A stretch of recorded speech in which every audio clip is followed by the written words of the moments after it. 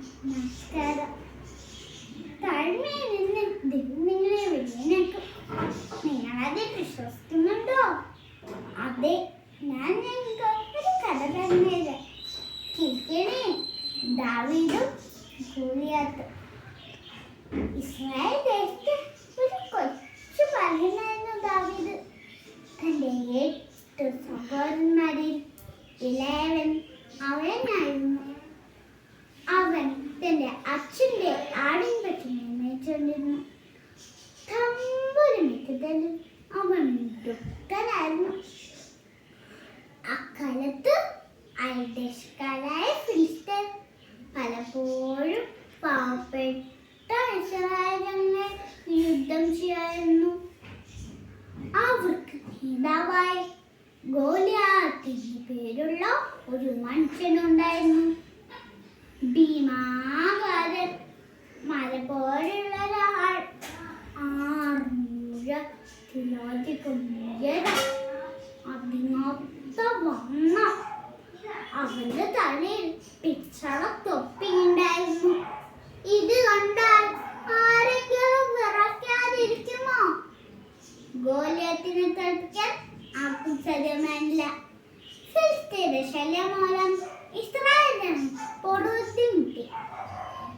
ഇസ്രായേലിലെ സാവൂൾ രാജാവ് പോലും ഭയന്ന് വിളിച്ചാണ് കഴിഞ്ഞുകൂടിയത്. ഈ സന്ദർഭത്തിൽ രാജാവ് ഒരു വിളംബരം നടത്തി. ശക്തിമാനായ ഗോലിയാത്തിനെ തോൽപ്പിക്കാൻ കഴിവുള്ള ആരെങ്കിലും ഉണ്ടെങ്കിൽ മുന്നോട്ട് വരിക. ഡുൻ ഡുൻ ഡുൻ ഡുൻ. ഈ നാട്ടിലെ അംഗവീരന്മാര് പോലും ഈ വിളംബരം കേട്ട് തല ഉള്ളോട്ടു വലിക്കുകയാണ് ചെയ്തത്. എന്നാൽ ബാലനായ ദാവീദ് രാജസന്നിധിയിൽ വന്ന് പറഞ്ഞു, ശക്തിമാനായ ഗോലിയാത്തിനെ തോൽപ്പിക്കാൻ ഞാൻ തയ്യാറാണ് തിരുമേനിയെ. അടിയനെ അനുവദിച്ചാൽ മാത്രം മതി. രാജാവിന്റെ ചിരിയാണ് വന്നത്. ഇത്തിരിയുള്ള ഈ കൊച്ചു പയ്യനെ എങ്ങനെയാണ് ഈ മകനെ തോൽപ്പിക്കാൻ പറ്റുക? എന്നാൽ രാജാവ് അവന്റെ ധീരതയെ കുറിച്ച് കേട്ടറിഞ്ഞ രാജാവ് അവനെ അനുകരിച്ച് പറഞ്ഞയച്ചു.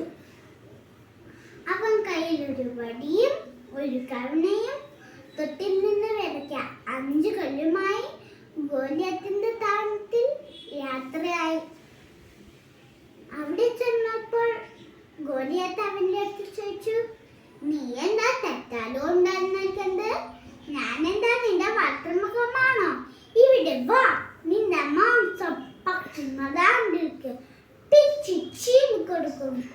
എന്നാൽ ബാലനായ ദാവീദ് ദൈവത്തെ പൂർണ്ണമായി വിശ്വസിച്ചുകൊണ്ട് ഗോലിയാത്തിന്റെ അടുത്ത് പറഞ്ഞു, എന്റെ ദൈവം നിന്നെ എന്റെ കൈകളിൽ ഏൽപ്പിക്കും. അങ്ങനെ ഇസ്രായേൽ ജനങ്ങൾക്ക് ഒരു ദൈവമുണ്ടെന്ന് ലോകമെല്ലാം അറിയും. ഗോലിയാത്തിന് ദേഷ്യം വന്ന് അവനെ കൊല്ലാൻ ചെന്നു. എന്നാൽ ദൈവം തന്റെ പക്ഷത്തുള്ള കാരണം ദാവീദ് ഭയപ്പെട്ടില്ല.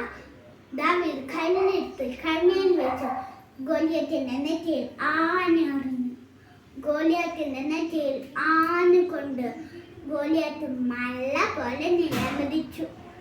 ഒരു നാടിനെ മുഴുവൻ നിറപ്പിച്ച ഗോലിയാത്തിനെ കൊല്ലാൻ നിസ്സാരനായ കൊച്ചു ദാവീദിന് സാധിച്ചത് അത് അവന് നൽകിയ ദൈവവിശ്വാസമാണ്. അതുപോലെ നമ്മളുടെ ജീവിതത്തിലും കഷ്ടപ്പാട് വരുമ്പോൾ ദൈവത്തെ അടിയുറച്ച് വിശ്വസിക്കുവാൻ നമുക്ക് സാധിക്കട്ടെ. നന്ദി, നമസ്കാരം. ജയ് ക്രൈസ്റ്റ്.